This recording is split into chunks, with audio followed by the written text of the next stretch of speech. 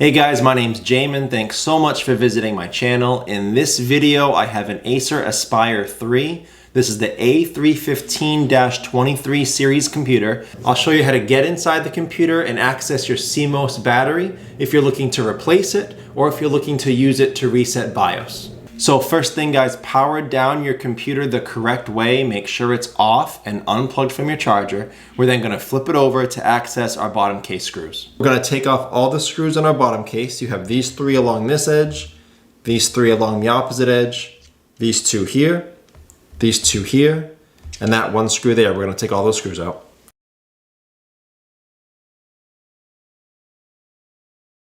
As a side point guys, this right here is your battery reset pinhole. What you would do is you would press that with a paper clip or other sharp small object. It would reset your battery. You'd let it sit for 30 seconds off, and that can help if you're having trouble starting your computer or charging your battery. After the screws have been removed, I'm going to take my small flat pry tool. I'm going to go around the seam and pry up the bottom case from the rest of the computer.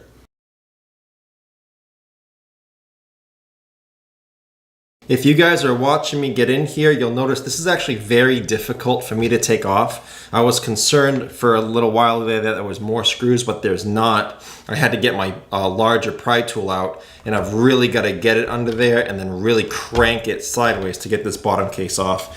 It does come off. You don't need to take out more screws, but it was kind of a pain in the butt.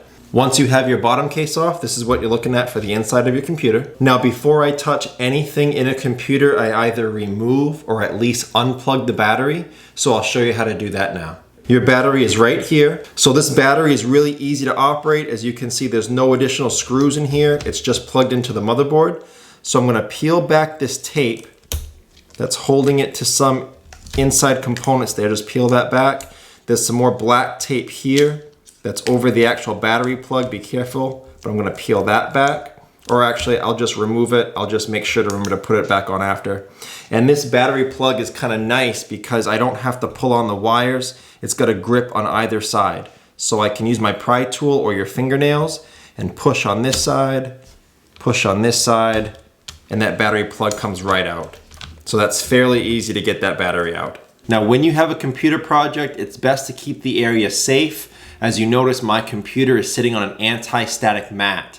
Either that or an anti-static bracelet are great ideas to avoid damaging things in your computer. If you need any help with tools or supplies for your project, there'll be a link above.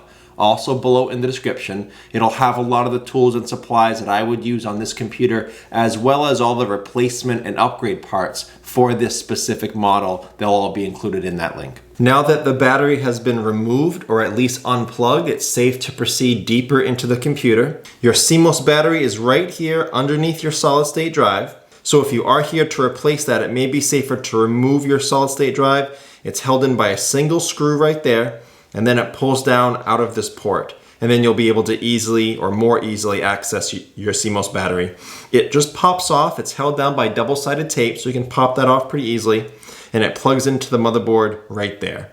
If you're here to reset BIOS, you don't need to physically remove your battery. You can leave it down. You just need to unplug it for 15-20 seconds, and that should be sufficient to reset your BIOS system settings. But that's how you would access your CMOS battery. And I will have a CMOS battery replacement option below in the description in that link I told you about with all the replacement parts for this computer.